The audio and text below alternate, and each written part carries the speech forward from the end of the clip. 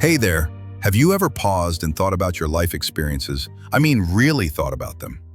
Every joyful moment, every heartbreak, every triumph, and even those painful setbacks that you wish never happened.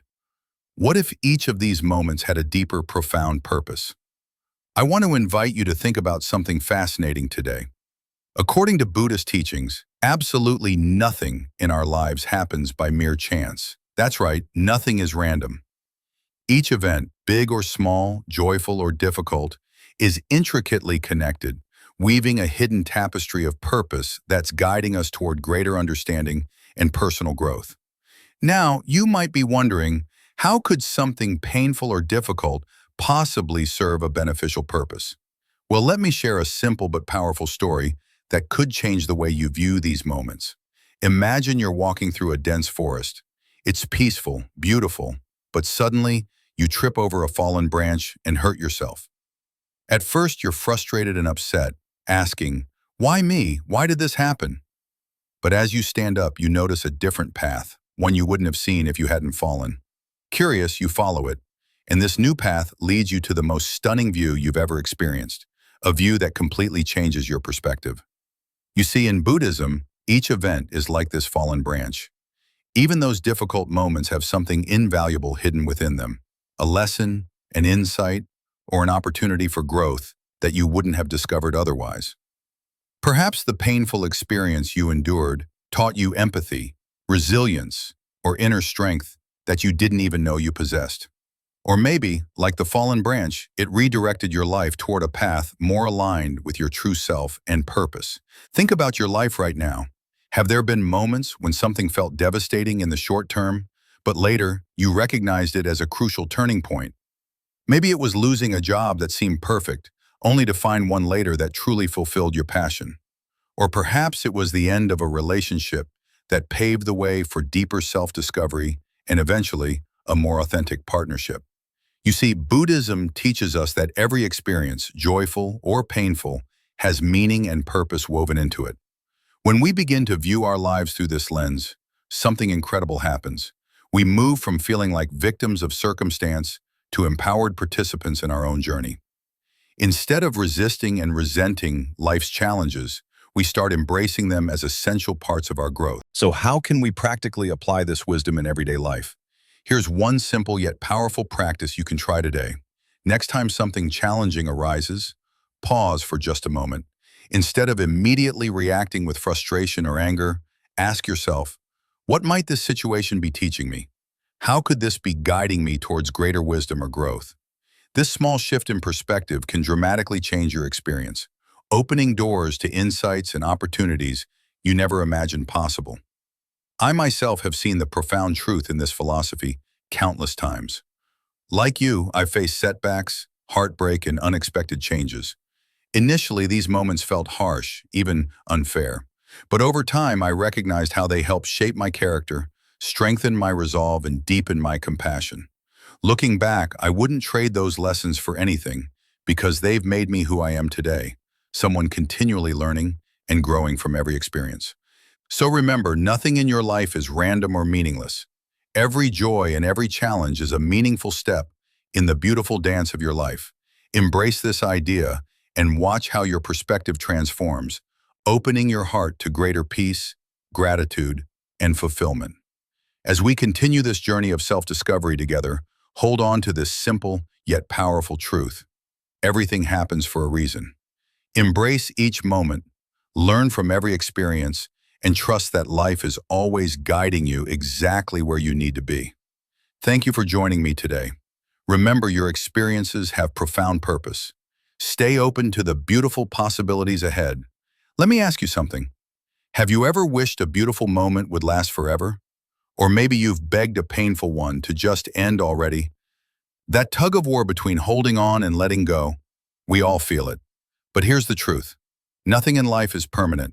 Not your joy, not your pain, not even the person you see in the mirror. Buddhism calls this anicca, the law of impermanence. It's one of the most powerful, yet often overlooked truths of human existence. Everything is always changing. The seasons shift. Our relationships evolve. Our emotions rise and fall like waves. Even our own bodies, what seemed strong yesterday, may feel tired today. And yet so many of us try to hold on. We want the happiness to stay and the sorrow to go away instantly. We resist what is, but resistance is what brings suffering. You see, we weren't meant to cling. Life isn't a snapshot, it's a river. It flows. And when we try to hold on to any one moment, it's like trying to grasp water with our bare hands. The tighter we hold, the quicker it slips away. Think about nature for a second. A river doesn't freeze in one place. It flows effortlessly over rocks, around bends, adapting to the land it meets. Or look at a tree in autumn. It lets go of its leaves without fear. It doesn't mourn them. It trusts that spring will come again. Why then do we fight so hard to hold on to what's meant to pass? When I first started reflecting on this teaching, I remembered a phase in my life where I felt completely stuck. I was trying to recreate an old version of happiness, trying to go back to a job, a relationship, a sense of identity that no longer fit. And the more I tried to force it, the more frustrated I became. Only when I stopped resisting, when I let go of what no longer served me, did things begin to shift. It was scary at first, yes. Letting go always is. But it was also liberating. Because here's the gift of impermanence. It teaches us to be present. When we know something won't last forever, we start appreciating it more deeply, whether it's a warm hug, a sunrise, or just a quiet moment of peace. And when challenges arise, we no longer feel trapped because we understand, this too shall pass. That's not just a cliche, it's a truth echoed in the breath of life itself. Inhale, exhale, rise, fall. It is much wonderful, Sharon, a silent, and in caption. Impermanence doesn't mean we should stop loving, stop hoping, or stop dreaming. It means we love fully while we can. We hope bravely even when things are uncertain. And we live with open hands instead of clenched fists. It means we don't waste time waiting for the perfect moment, because the moment we have right now is already enough. It's easy to forget in a world that pushes us to chase security, to hold on tight, to build and keep and protect, that peace doesn't come from control. Peace comes from flow, from learning to ride the waves instead of fighting the current. So next time you're struggling, feeling overwhelmed by grief, or anxious about losing something precious, pause and remember. Nothing in this world stays the same, and that's not a tragedy. It's a kind of quiet, sacred freedom. You are not your worst day. You are not your biggest success. You are something much deeper, something that flows through all of it with grace. And if you can learn to trust the flow of change, you'll find a peace that no one can take from you. Not because life is perfect, but because you've learned how to live beautifully within the imperfection. Have you ever wondered why some people seem to glide through life effortlessly, while others face endless challenges, even when they're doing their best? Why do some folks seem to do wrong without consequence, while others give and still suffer? It's one of life's oldest questions, and Buddhism offers a powerful answer. It's called karma. Now let's get one thing clear from the start. Karma isn't punishment. It's not divine revenge. It's not, you were bad, so now life will be bad to you. It's much deeper and much more empowering than that. Karma is simply the law of cause and effect. Just like gravity keeps our feet on the ground, karma keeps our actions, thoughts, and words connected to the results they bring. Every choice we make, every intention we carry, sends out ripples. Picture this. You toss a small stone into a still lake. What happens? Ripples move outward in every direction, touching everything in their path. That's karma. Your words, your thoughts, your actions, they don't just vanish. They move, they shape, they return. Sometimes the ripples are fast. You speak with kindness and someone smiles immediately. Other times, the ripples take years or even lifetimes, but they always return in some form. So what does this mean for us in everyday life? It means we are not powerless. It means your reality isn't just something happening to you, it's something being created by you. And I don't say that to blame anyone. This isn't about guilt. It's about responsibility. And that's actually a beautiful thing. Because if you helped shape your current situation, then you also have the power to change it. Even your thoughts matter. You might not say a cruel word aloud, But if your heart is filled with resentment or envy, that energy still exists. It still colors your world. On the flip side, even when no one sees it, thinking with compassion and patience quietly builds peace within and around you. Let's go deeper. Have you ever met someone whose presence just felt calming, like you breathe easier around them? That's karma in action. Maybe they've cultivated inner peace, and now that energy surrounds them. It's real. We can all feel it, even if we don't have words for it. Now here's the tricky part. Sometimes it feels like karma doesn't work. You see someone doing harm and they seem to be thriving. Or you help others, but life keeps knocking you down. But karma isn't instant noodles. It's more like planting a tree. Some seeds sprout fast, others take time, even years. But the law still holds true. What you plant, you will harvest. In fact, karma teaches us something incredibly humbling. We are planting seeds all the time, through every thought, every word, every action. And that's good news, because it means every moment is a chance to plant something better. A kinder word, a patient breath, a brave, honest decision. None of it is wasted. There's an old Buddhist teaching. If you want to know your past, look at your present. If you want to know your future, look at your actions now. So instead of asking, why is this happening to me? What if we asked, what am I planting today? You don't need to be perfect. None of us are. But small changes, small kindnesses have big echoes. Start by noticing your thoughts. Speak truthfully but gently. Act with intention, not impulse. That's how karma works in daily life. It's not dramatic.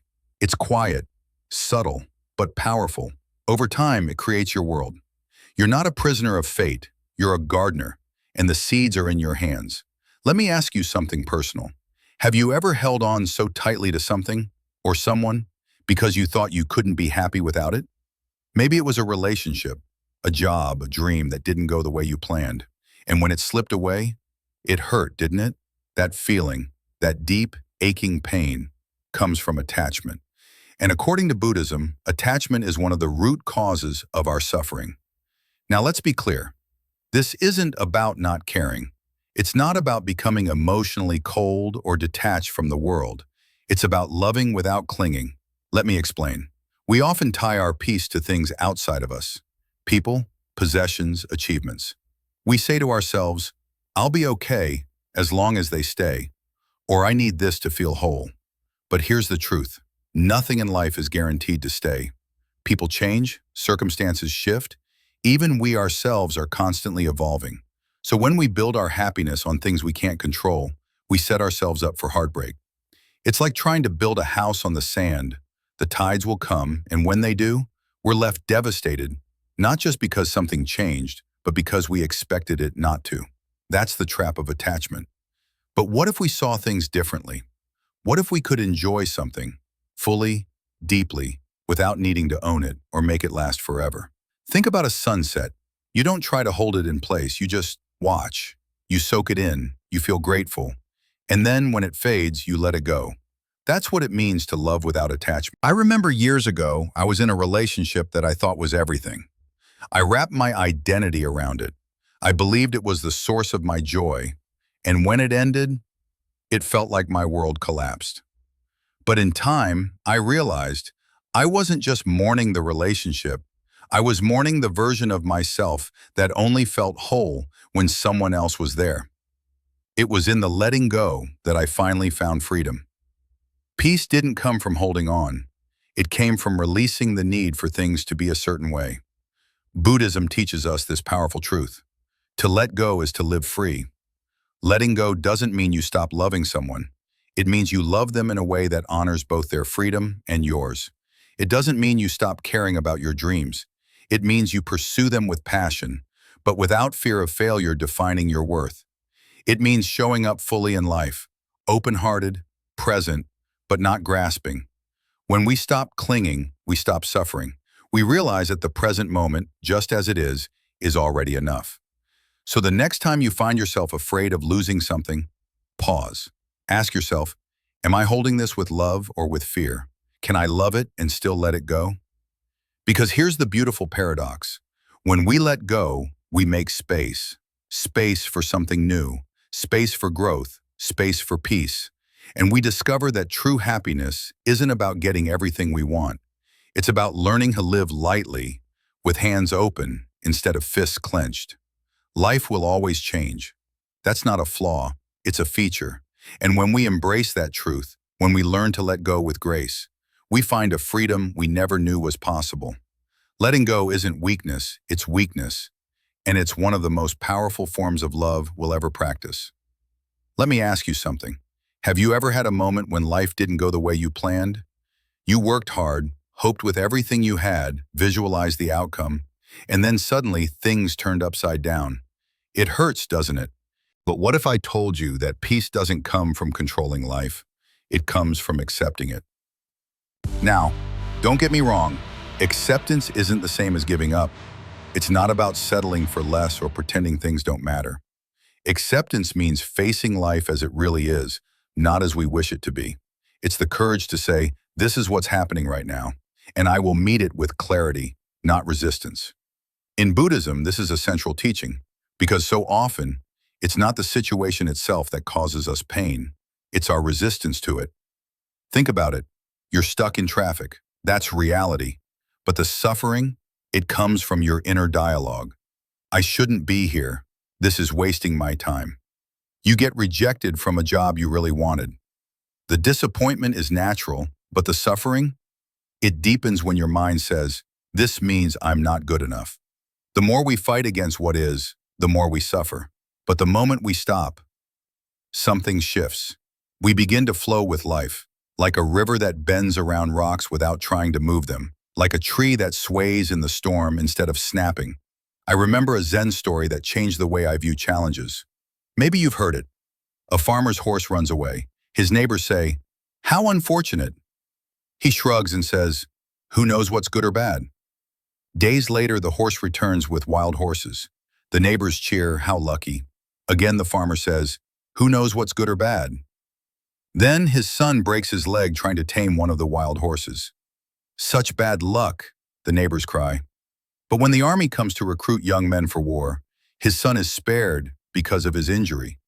Life is full of surprises, and sometimes what feels like a setback is really a setup for something greater. When we accept what comes, without rushing to label it good or bad, we open ourselves to wisdom. Now, acceptance doesn't mean passivity. If something causes us pain and we can change it, we should. If a relationship is toxic, if a job is destroying our health, we absolutely can and should act. But when something is outside of our control, when the past cannot be undone or the future remains uncertain, fighting it only brings more pain. The true strength lies in knowing the difference between what we can change and what we must learn to embrace. Acceptance also means accepting others, not just their strengths, but their flaws, their timing, their pace of growth. And yes, that includes accepting ourselves. How often are we our own harshest critic, wishing we were further along, regretting past mistakes, comparing ourselves to others? But self-compassion is part of acceptance. It's saying, I may not be perfect, but I'm doing the best I can, and that's enough. One of the most healing practices I've ever tried is simply breathing in the present moment. No past regrets, no future worries, just now. Try it, just one breath. It's amazing how grounding it feels. The more we practice this kind of mindful acceptance, the lighter life becomes. We stop dragging the weight of what should have been. We stop fearing what might be. And instead, we start living. So if life isn't going the way you planned right now, I invite you to pause. Ask yourself, what can I accept in this moment? Because maybe the peace you're chasing isn't somewhere far away. Maybe it's been here all along, waiting for you to stop resisting and simply flow. Let's be honest, some moments in life just don't make sense. The job loss, the breakup, the betrayal, the unexpected twist that knocks the wind out of you. And in those moments, it's natural to ask, why is this happening to me? It's the human response, confusion, frustration, pain. But what if those very moments, the ones that feel like setbacks, are actually setting the stage for something deeper? Buddhism teaches us a beautiful truth, that every adversity carries a lesson, even when we can't see it right away. Life doesn't always give us what we want, but it often gives us what we need to grow. I want to share a simple story that illustrates this beautifully. A young disciple once saw a caterpillar struggling inside its cocoon. Wanting to help, he gently peeled it open. But instead of flying, the butterfly fell. Its wings hadn't developed enough strength. What the student didn't know was that the struggle to emerge from the cocoon was necessary. It was part of the butterfly's becoming. And you know what? We're not so different. The hardships we face, the pain we endure, they shape us. They build our strength. They teach us resilience, compassion, and patience in ways comfort never could. Think back to your own life. Was there a time when something felt like the end, but in hindsight, it was a new beginning?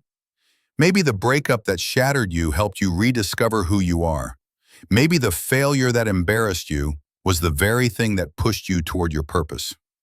We often want life to be linear, smooth, predictable. But growth doesn't happen in straight lines. It happens in the mess. In the moments that force us to stop, look inward, and ask, what is this trying to teach me? And yes, it's hard to see the meaning in the middle of the storm, but time has a way of revealing what pain was preparing us for. There's a powerful shift that happens when we stop asking, why me? And start asking, what for? Because then adversity becomes a classroom, not a punishment. Pain becomes a messenger, not an enemy. And suffering becomes sacred.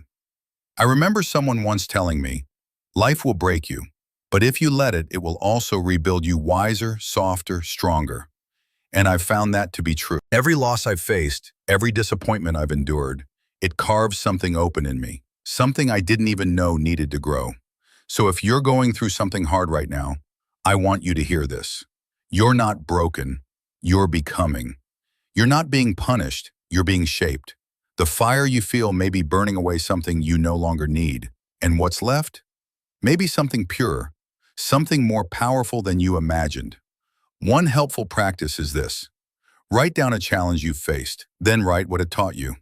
You may find that the very thing you once cursed became your greatest teacher. Because the truth is, we don't grow when life is easy. We grow when life is real, and when we stop running from the discomfort, and instead lean in with awareness and curiosity, we discover that even pain has a purpose. Even darkness carries seeds of light.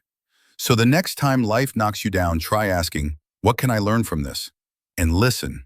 The answers might not come all at once, but they will come in the quiet, in the reflection, in the strength you didn't know you had. Every difficulty, every challenge, every heartbreak, it's all part of a bigger unfolding. You just need the courage to look for the lesson. Let me ask you something. How much of your life have you actually lived? Not just survived, not just pushed through the day, but truly lived, fully aware, fully present, fully alive. If you're like most of us, the answer might surprise you. Because the truth is, our minds are rarely where our feet are. We're often caught in a constant loop, replaying the past, worrying about the future, planning 5 steps ahead while missing the beauty right in front of us. That's where mindfulness comes in. Mindfulness isn't just a buzzword. It's not some mystical state that only monks or yogis can achieve. It's actually something deeply human and profoundly powerful. At its core, mindfulness simply means this: being fully present in this moment, without judgment. That's it. And yet, it changes everything. Let me give you an example. Have you ever eaten an entire meal and realized you didn't taste a single bite? Or driven somewhere and suddenly thought, wait, how did I even get here? It's like we're living on autopilot. Our bodies are moving, but our minds are somewhere else entirely. And the cost? We miss our lives as they're happening. But when we slow down, when we become aware of the now, something magical happens. The ordinary becomes extraordinary. The taste of your morning coffee, the warmth of sunlight on your face, the sound of your child laughing in the next room. All of it becomes richer, fuller, more alive, just because you're actually there for it. In Buddhism, they say the mind is like a monkey, constantly jumping from branch to branch.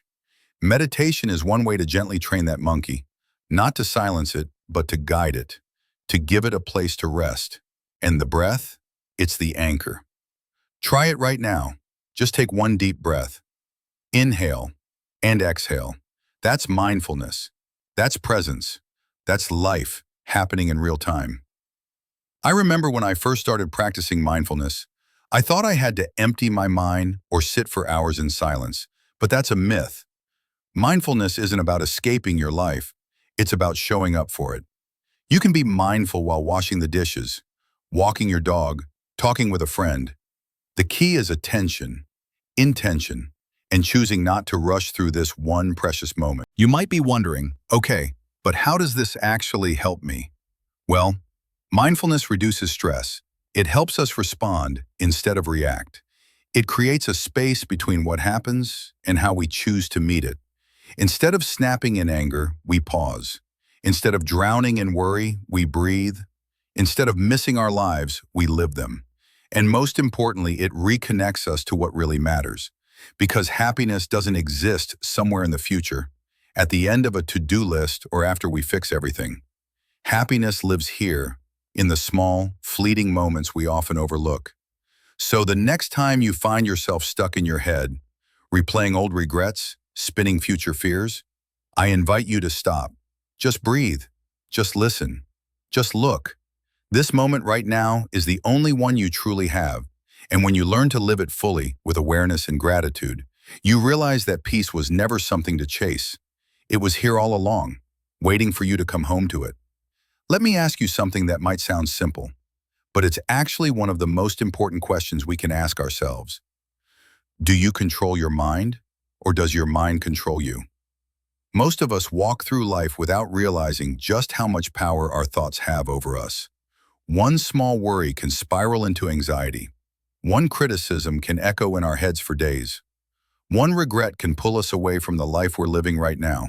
But Buddhism teaches us something radical and deeply hopeful. Suffering doesn't come from what happens to us. It comes from how our mind reacts to it. In other words, it's not the pain itself. It's our interpretation of that pain. And the good news? That means we have the power to change it. This isn't about pretending bad things don't happen. This isn't about toxic positivity or fake smiles. This is about transformation, real, grounded, deep transformation from the inside out. Let me share something personal. There was a time in my life when I kept reacting to everything with fear. If something didn't go as planned, I'd spiral. If someone upset me, I'd carry that anger for days. My mind was running the show, and I didn't even realize it. But then, through meditation and reflection, I started to see something clearly. I wasn't my thoughts.